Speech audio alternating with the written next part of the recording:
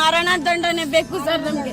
ನನ್ ತಂಗಿಗಾಗಿರೋದು ಅನ್ಯಾಯ, ಮರಣ ದಂಡನೆ ಬೇಕು ಸರ್. ನನ್ ತಂಗಿಗೆ ಮೋಸ ಆಗ್ಬಾರ್ದು ಸರ್, ನನ್ ತಂಗಿಗೆ ನ್ಯಾಯ ಬೇಕು. ಇವತ್ತು ಭದ್ರಾಪುರದಲ್ಲಿ ಇದೀವಿ ಅಂದ್ರೆ ಬಿಡದಿ ಸೇರುತ್ತಿದ್ದು.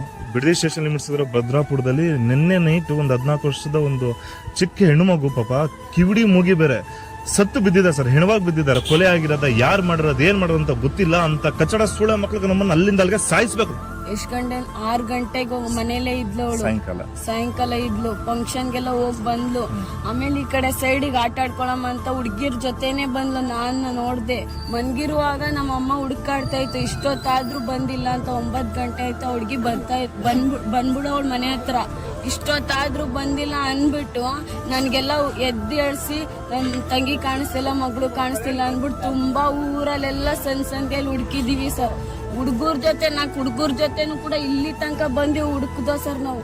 ಆದ್ರೂ ಕೂಡ ಚೂರು ಕಾಣಿಸ್ಲೇ ಇಲ್ಲ. ಕರೆಂಟ್ ಇರ್ಲಿಲ್ಲ ಸರ್. ಅಲ್ಲಿ ತನಕ ಬಂದಿದ್ರು ಕೂಡ ಕರೆಂಟ್ ಇರ್ಲಿಲ್ಲ. ಕರೆಂಟ್ ಹೊಡೆದೋಯ್ತು ಆ ಟೈಮಲ್ಲಿ.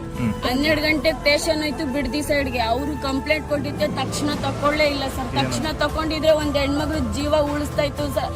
ಆದ್ರೂ ಕೂಡ ತಗೊಳ್ಳಿಲ್ಲ ಸರ್. ಅವ್ರು ಪೊಲೀಸರು ತಕೊಂಡಿದ್ರೆ ಸರ್ ಇಷ್ಟೊತ್ತಲ್ಲಿ ನಮ್ ತಂಗಿ ಬಚಾವಾಗ್ತಾ ಇರ್ಲಿ ಸರ್. ಇವಾಗೆಲ್ಲ ಮಾಡ್ಬಿಟ್ಟಿದ್ದಾರೆ. ಸಾಯೋ ಜಾಗದಲ್ಲಿ ಈ ತರ ಎಸ್ತವ್ರೆ